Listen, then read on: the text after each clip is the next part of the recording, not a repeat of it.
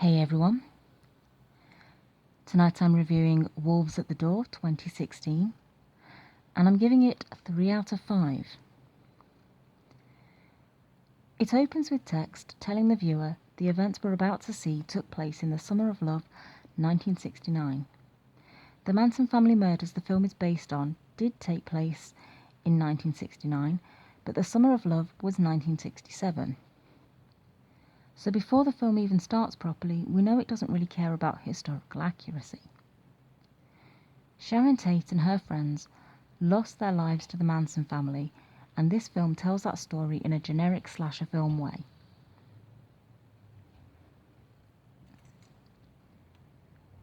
Every time I've seen a negative review, the main complaint seems to be that the style isn't appropriate for the subject matter. I disagree with that because The Town That Dreaded Sundown, 1976, was based on the Texarkana Moonlight Murders and is an incredibly popular slasher film.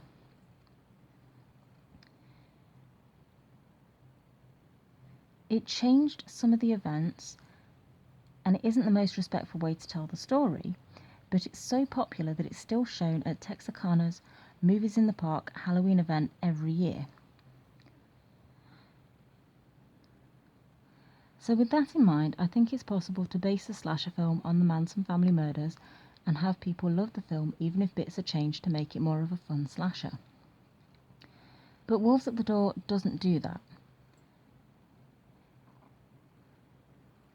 It's about an hour long without credits, so you'd think the Manson family murders could fill that time in an interesting way. Instead, it seems a little drawn out and even boring in places. When it does turn into a slasher film, it doesn't really commit. At the end, I was left wondering why it wasn't either made to be more of a suspense thriller or just a full-on horror film with emphasis on the cult and some cool gore scenes. Either would work. So my final thoughts on it are that it's not as bad as a lot of reviews suggest, but it could have been a lot better. However, it's short and on Netflix, so if you like home invasion horror, it is worth watching. If you're interested in an accurate telling of what happened with the Manson family, I can recommend finding any of the true crime podcasts, finding documentaries, finding books. Basically just not a Hollywood film. The Manson family are fascinating, and I do think if a film is done well and actually focuses on the family as well as just some of the actual killings, I think that would be a lot more interesting.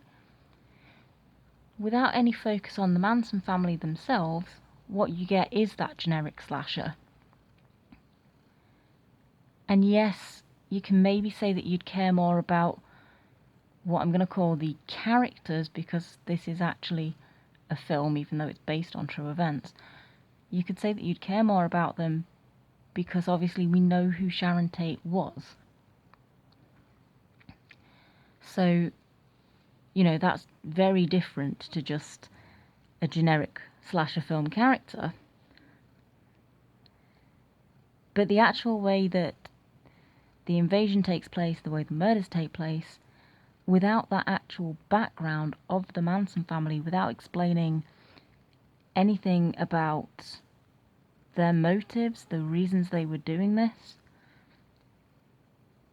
you really just get just a slasher film.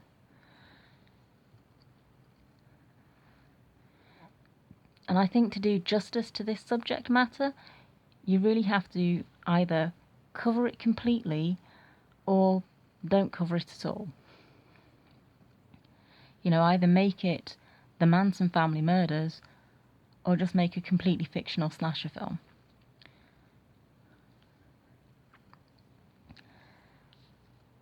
Having said that, the film was well made, fairly well acted.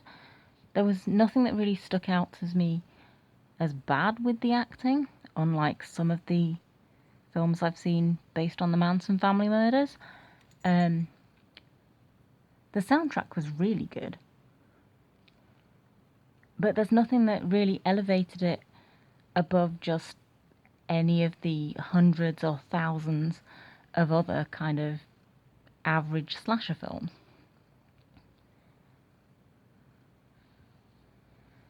So yeah, if you want to know about the Manson family murders, this could be an interesting starting point. As I said, it is a short film. But you know, there are books, there are podcasts, there are documentaries.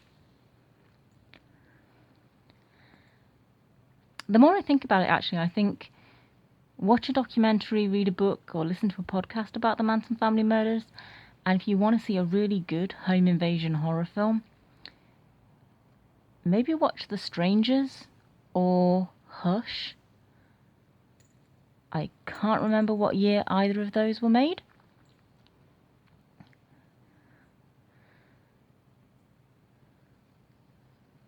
But The Strangers has Liv Tyler in it, and Hush, I think, must have been quite recent because I think it was a Netflix made film like 2018 or 19. Not quite sure.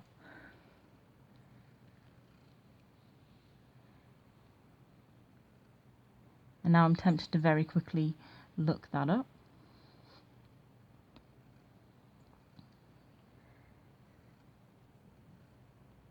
Let me quickly look that up.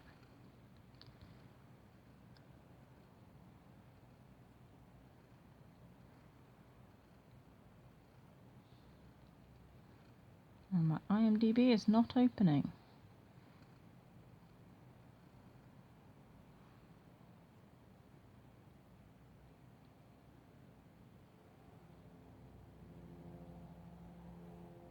At least you get to look at Loki while I'm trying to get this to open.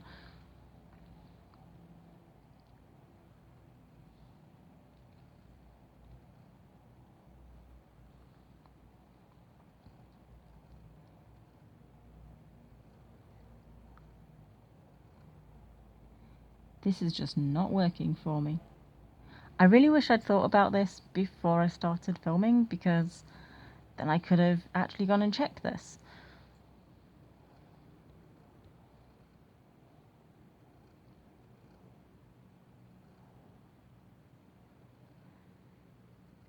But we've got a nice cute Loki face to be looking at. I was close. Hush was 2016. And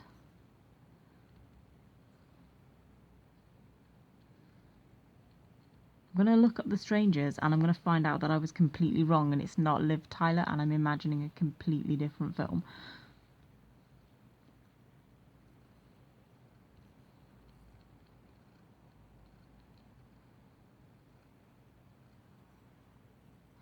It is Liv Tyler, and that was 2008. There's also been a sequel to that, but I haven't seen the sequel, so I don't know if I'm going to recommend that as well. But yeah, definitely I would recommend The Strangers and Hush as really good home invasion films, and documentaries, books, or podcasts about the Manson family murders. If you have Netflix and you do want to watch Wolves at the Door, though, as I said, it's well made. It just really could do a better job of telling the Manson family murders. You are going to get more of a generic slasher than a good understanding of the Manson family murders. But I guess if you go in knowing that, then that probably makes it a lot better. I started watching it expecting it to be more focused on the Manson family, but it really wasn't. And I kind of got rambling towards the end of this, so I'm going to end this video here. But yeah, I give Wolves at the Door a 3 out of 5. Thank you very much for watching, and I will see you again next time.